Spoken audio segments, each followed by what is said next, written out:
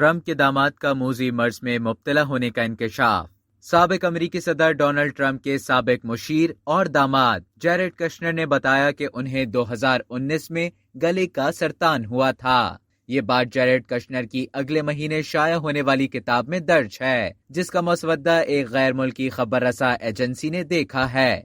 खबर रसा इदारे के मुताबिक कश्नर ने लिखा है कि अमरीकी सदर ट्रंप के साथ टेक्सास के लिए परवाज उड़ान भरने ही वाली थी कि मुझे व्हाइट हाउस के मौलेज ने बताया कि कैंसर की तशखीस हुई है और फौरन सर्जरी करना होगी। यूं 2019 में ही जैरेड कश्नर की सर्जरी हुई।